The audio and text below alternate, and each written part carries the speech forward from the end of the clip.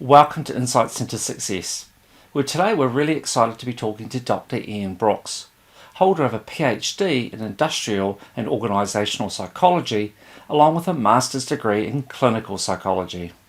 Dr. Brooks has been helping individuals and companies like Nike, Netflix, and Bank of America for over 24 years. He's also the author of the book Intention. Today in this interview, Dr. Brooks has agreed to share insights from his book to help people succeed either in business or in their chosen career. All right, we'll kick off the formal interview. So, firstly, Ian, thank you so much for agreeing to be on Insights into Success. I'm excited to talk to you because you're going to provide a different perspective. And being a qualified psychologist, I'm really interested in what you can tell us, and we're keen to talk about your book. But I was just wondering if you could start off by just giving us a little bit of a picture of yourself. Like, tell me a little bit about your background, where you're from, and what ultimately motivated you to go on and become a psychologist. Yeah, sure. No, it's definitely a pleasure to speak with you, Paul. I know it's it's been an interesting journey that I've taken up to this point in my career, and what I'm passionate about, and ultimately, as we just described, and that is helping people. And so for me, it all started when I was a 13-year-old kid, and thinking to myself, I wonder why people do what they do. And I actually stumbled upon a course called psychology in high school that afforded me a chance to get some early insights into the background of what psychology was and what people do and how they think. And that led me on a journey towards being a psychologist. I think what's also important about that 13-year-old child, some 30, 40 years ago, was a function of, I was fearful of judgment. And so in that judgment, didn't want to be too high on the spectrum because that offered expectations of excellence and having to consistently do that. And that wears in and of itself to do it all the time. And then secondly, I didn't want to be too far down on that spectrum, because that also creates an unwanted visibility of attention that I also didn't want. So I wanted to stay in the middle, right? So right, so you just want to be hidden in the middle there somewhere, under the radar. That's right. I wanted to stay directly in the middle, not too high, not too low. That way it keeps me out of the eye of the storm. Yeah. But that started me on this journey of psychology, and working with people, starting with young adults, all the way down to those being in kindergarten, and working with those in elementary school and seeing how their thinking was, and working with at-risk youth in outpatient facilities that needed coaching and awareness, and more specifically therapy, because they absolutely needed therapy for the situations they had gone through. That extended me to a time of actually getting into clinical psychology and getting my master's. As I described, that took me down to Alabama to work and go to school at Auburn University Montgomery and work in a 24-hour lockdown ward. So I was working with adults at that time in a 14-day stay ward, and it afforded me a chance to work with people coming directly off the street or coming from the jails, or they were brought in by their family members because they needed to be recycled back on their medications. And so, as you imagine, working with that type of population and then working with youth, it offered me a chance to see really people at their youngest, and from a developmental standpoint, from children all the way to some of the worst of really needing the dependence of medicine to recalibrate and be rebalanced.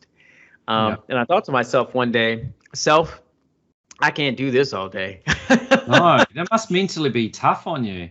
Oh, absolutely. I remember driving home one day and saying, I'm just exhausted, and coupling that with, that experience and that emotional drain of taking all of that, what I heard on. Yeah. I wasn't equipped at that moment to actually handle how to let some of that stuff go. I mean, I kept it with me, and I tried different avenues of working out and just keeping myself busy, but there's only so much you can do that you can't really explain those experiences to other people that underscore and understand the emotion that you're now taking on for that type of clientele. So I ultimately made a decision that said, hey, for my own betterment, and also to help pay off some of these loans, I wanted to move over to work with businesses and people one-on-one. Yeah. Because I cared about people. That's always been my narrative. And again, understanding who they are and helping them to become better. And so that led me to getting my doctorate, coming out here to Los Angeles and working with some of the who's companies around the globe to really help the organizations change, both from a technological standpoint, but also helping them from a coaching experience as well, and working with their leaders from a leadership development, and even working with people one-on-one to really help them become and realize their own stories.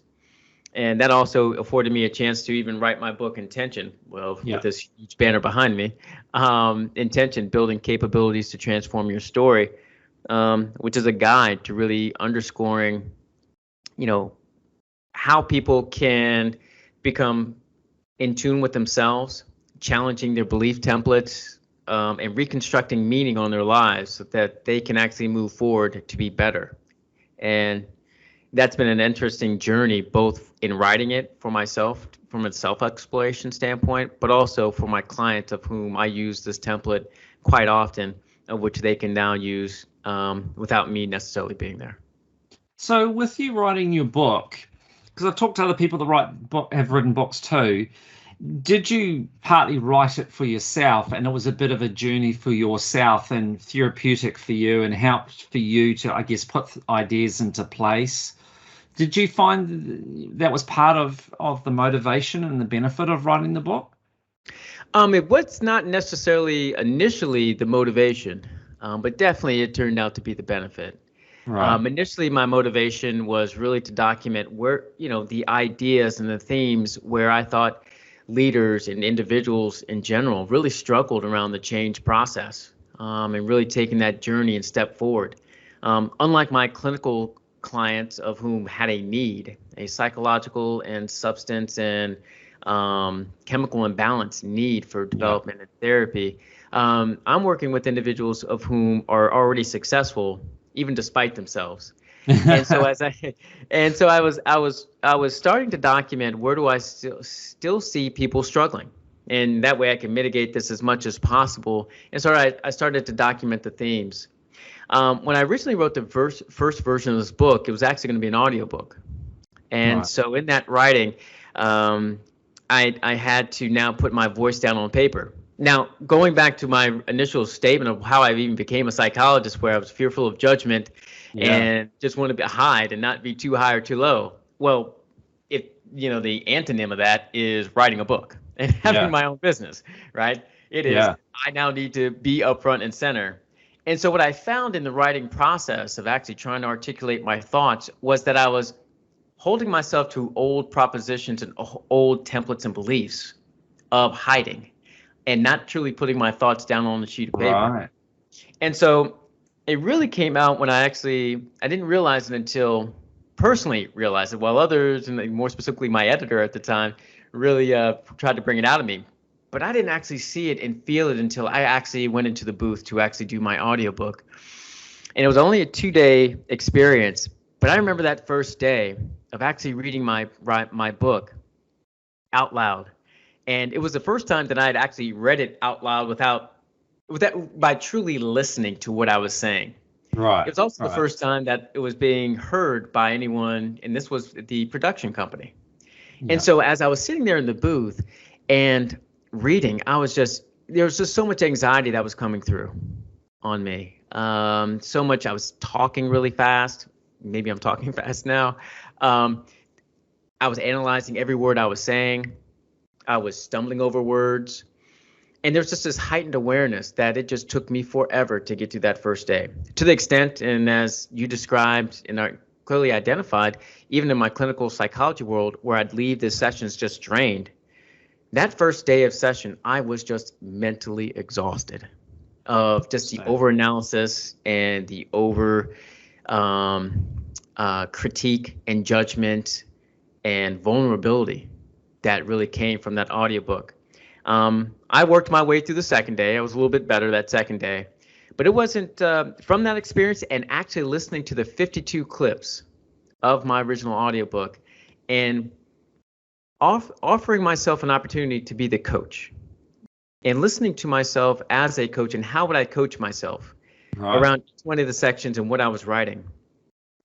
And after listening to those 52 clips, and it was painstaking across the board, it took me a while to get through. But I realized at that moment the book was garbage. Wow, really? At that moment, I realized the book was not what I needed it to be, and it was not something I wanted to publish. And I had a choice at that moment to say, you know what? I can say, been there, done that, got the T-shirt, and no one will ever know that you attempted to write a book. Or if anyone asks, who knows? I just say, well, I've just put it on hold. Or you could be authentic and really experience the book for yourself. So it benefits you. Can I ask you a question there? Because something Sure. that's just cropped up to me. Mm-hmm. Did you ever wonder to yourself whether the audio book was in fact crap, or whether in fact you were self-sabotaging yourself? You know, that because you had this idea when you were young of just being in the middle, that you would subconsciously sabotage yourself because you don't want to stand out from the crowd. Did you ever think about that and question whether in fact it was crap or whether you were self-sabotaging? Yeah, I did actually, Paul. That's a great question. I really did think about it, but I never thought about the decisions and the thought process I made as a 13-year-old, even maybe younger, of even self-sabotage up until that moment. Right. I really had never given it much consideration, but that experience forced me to acknowledge that and saying, why do I think this is not very good? Is it because this is the first time I've done an audiobook? Is it because it's the first time I've written a book, which is a lot different than writing scholastically or academically? Yeah. Is it still good, but yet you just need to fill pieces in? Those are hard questions I had to ask myself. Yeah. And oh yeah, by the way, as important, ahead of all of that, is it still a priority, and is it something you want to do? Yeah. If I answer yes to that, then now I've got to go down this journey of being vulnerable, acknowledging who I am, acknowledging decisions I made, as well as acknowledging where do I want to be. Yeah. And if I want to be an author, if I want to be a business owner, I've got to do something different. Period. So, and that's the decision I made. So it afforded me a chance to rewrite the entire book. So I scrapped everything and rewrote the entire book to the version you see in front of, that I've written now. Yeah. And quite frankly, that experience afforded me to become the author the book needed me to be. Right. Both in what I see in my clients, what I coach to, as well as being a client and coaching myself through a journey that I tell you is continues to pay dividends, that has no price of an ROI, but truly an emotional and truly a growth, personal growth that can't be measured. So how did you feel when you wrote the book for the second time and you were recording the audio book? Was it different when you came to read it? Did you feel different? Did it sound different? Did you react differently to it? Actually, I did not make this version an audiobook yet. That is still still under the process, but it felt different. Right. My writing felt different in the stories I was telling and the depth I was going into. And the true measure of that, not only was it a personal feeling, but I actually went to a second editor who had never read my book before, and I sent it over to her. And at our first meeting, before she provided her feedback or so forth, I asked her, just generally speaking, what did she think about the book? And she says, well, the book, I like the way you started the book out. It sets the tone, it sets the white lines, it establishes expectations up front. That this process will not be easy. And then as the book evolves and as different parts come together, the book becomes a little bit lighter. The stories become a little bit jovial and funnier and more friendly in a number of ways. And it opens up in a way that readers set the expectations and white lines up front so that they know the game that they're playing. And now, once you understand the rules, now we can play all the way through. And when she said that, I couldn't do anything but laugh, smile. And the reason that was so important for her to say that without any prodding or acknowledgement was because that's who I am. Yeah. When I first meet people, I'm paying attention. I'm trying to understand the rules of the game. I'm trying to understand who my clients are. Quite frankly, where are they going to lie to me? And now trying to figure out the lies and trying to figure out who they are, right? And build a relationship. And once I understand that, now we're just playing games. Now up front, people won't know that about me. I'll be laughing and joking otherwise, but I'm paying attention and also asking questions in ways that elicit different thoughts and perspectives. And so for her to actually acknowledge that up front without even knowing who I am, but just the book itself told me that this was the book that was written by me, for me, and I became the author the book needed. Right. Yeah. Wow. So how long did that process take from writing the first book to completing the second iteration? Yeah, it took about 5 years. Yeah, it took about 5 years. So from the first time I started just taking notes to myself and working with my editor who was / coach who was there throughout their entire journey. Yeah. That took about 3.5 years. That from that audiobook portion and rewrite took about 7 months. Because I was crystal clear at that moment of owning my voice and the things the decision I was willing to make. Yeah. So tell us about the book and the key messages that are contained in the book. Yeah, the book intention provides several things, clarity and steps to transform our stories. I do this in a way that reinforces building on new capabilities in how we move forward.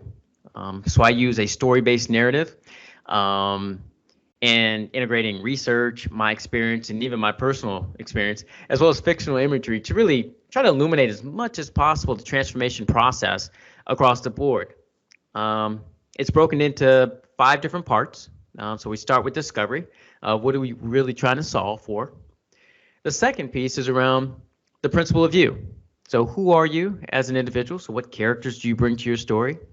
But also what you're in your environment. So what's your set? So if you think about the people, places, and things that keep us where we are and keep us in our templates, with or without our knowing, that will impact our plans. The third piece around that is we delve from that discovery and principle you. Oh yeah, by the way, the 2 areas of which I think people fail at the most because it impacts sustainment.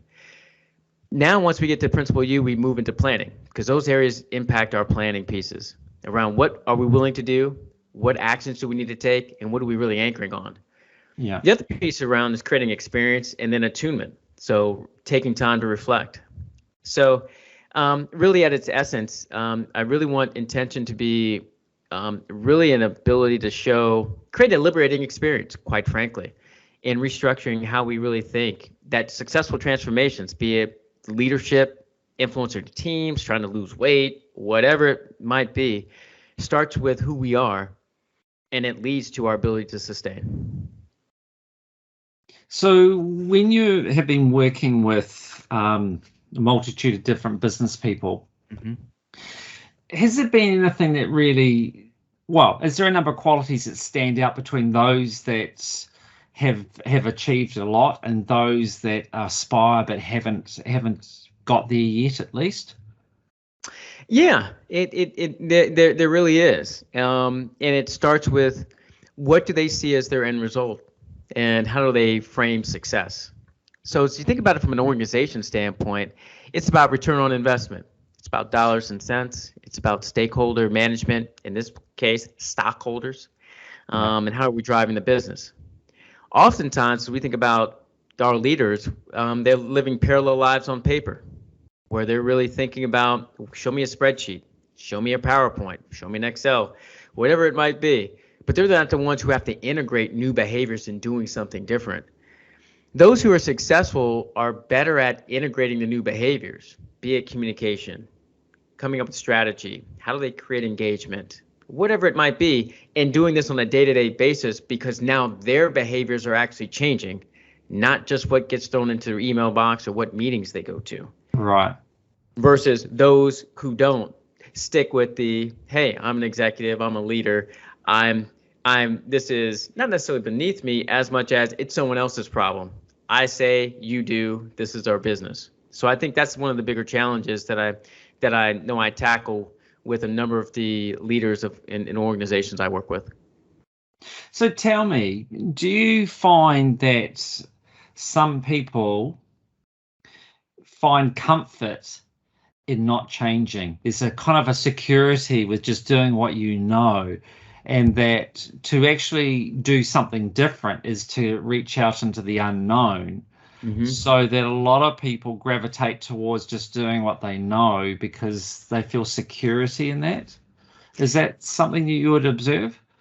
Absolutely. Absolutely. And it comes down to how vulnerable are they willing to be? So to your very acknowledgement, again, the leaders I'm working with and the individuals I'm working with are successful in their own right. Yeah. By all measure, if they decide not to change, they'd still be successful in some way, shape, or form. Yeah. And so in that context, we're reinforced by our good behavior, be it a job title, be it new money, be it more teammates or more staff, more responsibility, or fitting into that dress or whatever that might be for us. We're caught in reinforcing what has always worked for us because that's what we get recognition for. Yet it's about being vulnerable to do something different.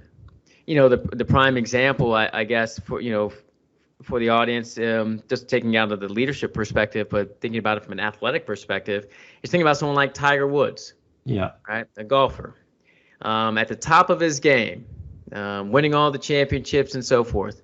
He decided to change his swing. Yeah. In the middle, and everyone questioned it. Right.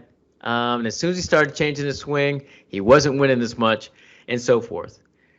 But he put himself in a position in order to grow and to get better and for longevity.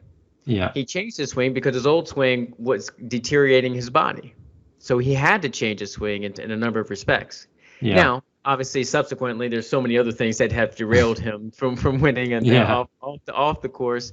But you think about that and how many people would actually, at the height of their success, start changing. Yeah. They normally don't because it puts us in a vulnerable place. We're always going to do what we always do. But as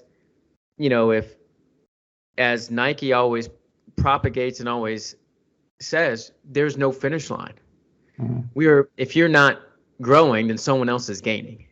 Yeah. And in that context, we ourselves, if we're stagnant and we're just reliant upon what we've always done, we're going to get what we always got. Yeah. And that doesn't lead to growth and meeting our greatest ability of all of us, and that is to evolve. Yeah.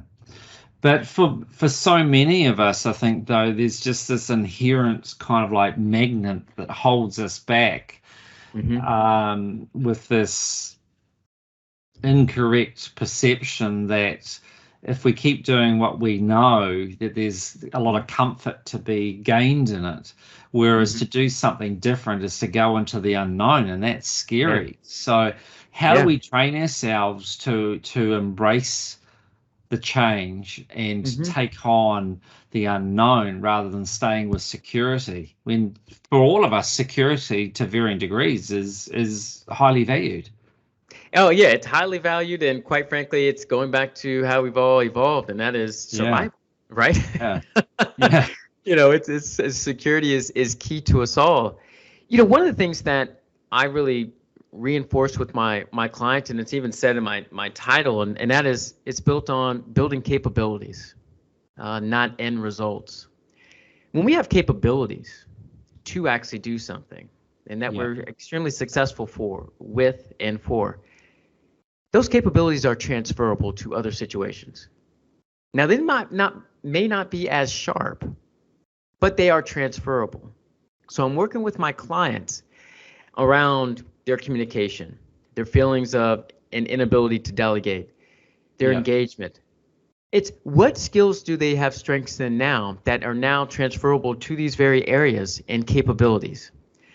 When we focus on capabilities and our behaviors that are transferable, we then set ourselves up for success in placing them in other situations so we can grow. Right. So notice that our situations evolve. So too can our capabilities. So what is strong in one area may not be a strength in another. But what is transferable is that we have an ability in those capabilities, as well as, and as important, the confidence to put ourselves there. The confidence that we can trust those capabilities and say, you know what? I'm willing to put myself out here. I'm also willing to fail, knowing that it's a place of reference, not of resident. And I have the confidence to do anything that I put my mind to. And in this case, what's the worst that can happen? To a lot of people, the worst is I failed, or someone's going to see me doing this. That's the wrong mark. That's based off of change of fear. That's not a position of power. And so changing our mindset to think of our capabilities in particular and observing and holding confidence in ourselves to actually move forward are truly the earmarks to actually moving off that fear X point and moving forward. You know, there's this, I believe, a fault in our country in where we view people that go bankrupt as a very big negative. Mm-hmm. So if you become bankrupt, it's really, there's a stain on your reputation for years to come. Mm-hmm. Now, in my observations with America, it tends to be, the view's quite different. It's not celebrated as such, I wouldn't say, but it's recognized that in failure, there's a great deal that's learnt. Mm-hmm. So in my observations, it seems that, you know, if you have a CV where you've gone out and you've done several startups and they've failed, rather than if it was in my country, it'd be like, oh, well, you're a disaster. We're not going to want to employ you because you keep failing.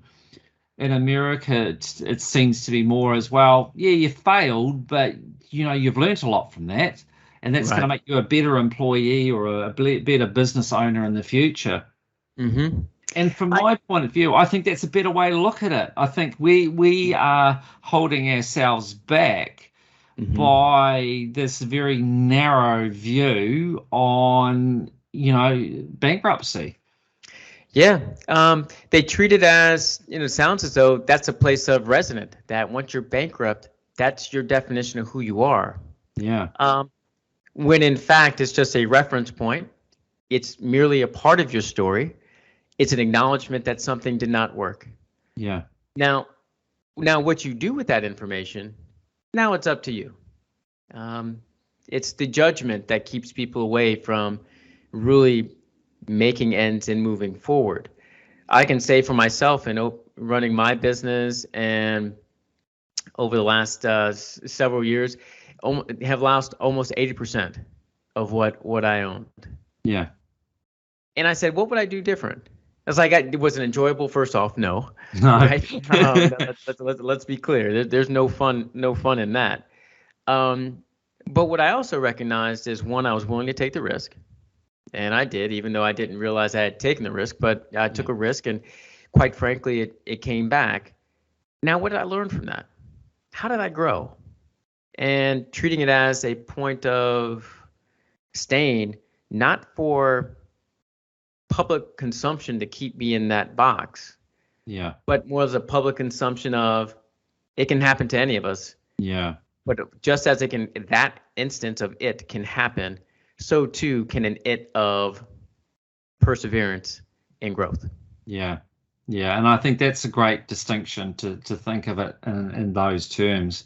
I mean, it seems like in life, you know, we can experience identical events, but how we interpret those events has a just monumental difference in the outcome, doesn't it? You know, like Absolutely. You and I could have the same business and fail. You could see it as, well, I'm just one step closer to success and take a lot of learnings out of it. Whereas I could fall into depression and go, what are the neighbors thinking? What are my relatives thinking? I'm a failure. And have hugely different outcomes. Agreed. Agreed. And that's why I talk about in the book, the principle of you. That second part really touches on that very essence. You can put, as you mentioned, us both in the same business industry, same business. We both go bankrupt, but we'll have vastly different perspectives on how we move forward. Yeah. And that authors in our uniqueness of our own characters, the own fabric of how was failure seen when we were growing up. What level of support did we have then, and do we trust now? How and what in our environments, be it the people, places, and things, are impacted and viewed and offering judgment on our abilities to say yes, go forward, or no, you've already tried this, go do something else. Therein lies the stark contrast that make us very unique and make us truly special snowflakes. But it's only questions that, while they may be consistent and are consistent between you and I, in this example, the answers are vastly different.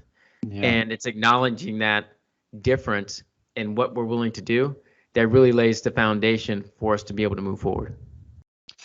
So, I do wonder, like, how we are able to have a honest conversation with ourselves and realize to what extent we have been colored by our upbringing and the social expectations of our community we come from, and how that might be impacting on our lives and what we can do about it. I mean, how do you do that? Because it's all well and fine for us to talk about it, but if you're in it, so like I've got my upbringing in that, how do I get myself to take a step back and actually reflect on, my behavior and realize to what extent I'm being influenced by these factors in my past and make that change? How do you get yourself to do, or get someone else to do that? Yeah, it's a great question and a great challenge. And I think that question and the challenge is at its core the assumption that we only start to think about these things when we're in the middle of it. Yeah. When we're in the middle of the challenge, when we need to, not when we want to. There's a quote by Niccolo Machiavelli that goes, it's a common fault of men to reckon on storms in fair weather. It's a common fault of men not to reckon on storms in fair weather. And what that implies and suggests is that we should be thinking about who we are and what we, in alignment with what we want consistently, not just when it's a problem. Yeah. Because when it's a problem, that at that moment, it's the, oh, poop. I just now need to go do something, like whatever that is, and I'm trying to mitigate that, whatever it is. Yeah. But it's in those moments of calm where we offer and allow ourselves to have a lot more clarity around who we are. And again, I talk about this in the section of Principle of You as well, and I define it based off of our characters, because we all have characters in our lives, right? And who we are, more specifically. Yeah. Not our characters of being defined by a title of, oh, I'm a VP, CEO, brother, uncle, whatever that might be. Yeah. It's defined by, oh, I'm Mr. Degree, right? As you mentioned, as we were talking about, though, just my background and the degrees I have on top of having a bartending license and personal training certification, right? Just because I can't have enough, and I love to learn, but again, having degrees authored in a sense of validation in a number of ways. But that character of mine, just that one, while it has served a purpose, and I will not blink at any one of the things that I've done and certificates I've gained, but it's a character that brings something to me as well of actually, how can I move forward? Do I even give myself allowance to do something without being an expert in it? And now that's one character for me as I think about owning my own business and being an author and being out front. How does that character, in its helpfulness in time and place, how does it potentially keep me where I am? When I'm working with my clients, I think about those characters all the time, and I actually have them document who their characters are, who they are. Mrs. Know-it-all, right? You have to always be right, or you always have to be in control. And how is that? persona that has served its purpose for a lot of reasons and made you successful. How does that now influence your ability to move forward and being able to let go and to be the person that authors in a new journey, a new story? Yeah. It's those things that impact us all. But to your very question and going back to it, it starts with doing that not in the times of storm. Right. We have to read on that in fair weather, because during storms, it's all about survival. It's about keeping us comfortable. It's like, I'm trying to mitigate this immediately right now, which at that point you're reacting and most likely going to go back to what's been successful all along, which may not help you long term. No, it's certainly very challenging. So historically, it seems that we have kind of more, in general terms, been specialists. But in more recent times, it seems like there's more and more people, and I think the way technology is that more the generalist type people are doing well. People that aren't necessarily experts in any one field, but they have a diverse knowledge base and I guess have a thirst for continually learning. Yes. What's your view on that? You know, because it's in economic terms, we talk about, you know, specialization versus diversification, and there's always arguments about both. But certainly in recent times, for me, it seems like those that are more diversified are coming to the fore at the moment. What's your thoughts on that? Yeah, I would agree with that sentiment, in particular that the diversification of thought and ability is more important than specialization. Now, that does not mean that specialization needs to go away, because we do need specialists in certain areas. Yeah. But recognizing specialists is earmarked for a specific box. As we think about our world and what we need to be thinking about, as important in particular, this idea of thinking more strategically. And how do we leverage data and being able to think from and using the data more specifically from technology to think and make decisions, and its application from an end-to-end process standpoint or end-to-end business standpoint becomes a lot more important.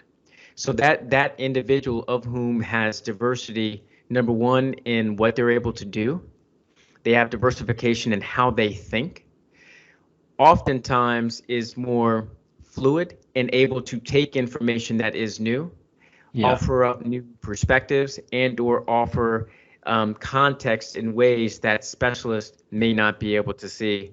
And quite frankly, I think that's going to continue to be paramount as we look at the next 5 and 10, 20 years across all of our businesses and our globe. Because it seems to me that, you know, as technology is advancing, that, you know, there's going to be certain industries that are going to be potentially quite significantly impacted by technology, and that historical roles could become redundant. So those individuals that are adaptable, to me, are probably going to thrive more. So you may have a degree in whatever, it could be zoology or psychology or whatever, but it's more about the individual and their ability to adapt and learn is going to be critical, as opposed to I have a specialist degree in a particular field. I agree, and I see that now working with a number of organizations through their technology implementations, where more specifically organizations, especially the technology worlds, have bought programs individually. So you think about AWS, Oracle, SAP, etc., and they just bought each one individually and they've customized them to their specific needs. Now, as we think about software as a service, trying to now integrate all these systems together, we're now having to unravel all of those systems that were extremely customized so that we have one singular system. And so think about that in the context of technologists and what now they have to learn. Before, they just knew one system and only knew it to the degree that it was customized for their world. Now it's about acknowledging what does these systems really truly mean, As important, it's requiring them to step from behind the table and work with the business to understand what are the implications and how do they use those systems ongoing. I think we're starting at its core, from what I've seen over the last 3 to 4 years with a number of different companies, large global companies. They've really struggled with being able to step from behind the table, especially those technologists I've worked with, and being and understanding who the organizations are and what the businesses and how they're using those tools in a way that's effective. So it speaks directly to what you just articulated, and offering an example of now seeing how specialists are going by way of the dinosaurs. Generalists are looking a lot more prominent, as well as the skills that we're requiring employees as well as leaders to have are actually changing right before our eyes, whether we recognize it or not. Yeah. Okay, so just to wrap this up, what would be some key tips that you would offer for people that are out in business wanting to succeed? What's a couple of key takeaways of advice that you would offer them in order to help facilitate their journey to ultimate success, whatever they define that success to be? Sure. There's about 4 things that really stand out to me. The first thing is enjoy what you do. Yeah. I think what we've seen over the last year and through COVID, as well as I think really what's propagated through our gig economy, has reinforced this idea that people want to enjoy what they're doing and who they work for. Yeah. Owning a business and having success does not mean it's always enjoyable. Yeah. But enjoy what you do, because your passion is going to shine through regardless of what you do. Right. This leads to the second piece of have a strong work ethic. If you're passionate about what you do, stay committed to it. You're going to put in the extra hours because you care about what you do.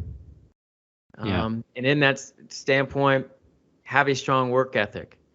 The third piece behind that is hold yourself accountable. Do what's necessary to move forward.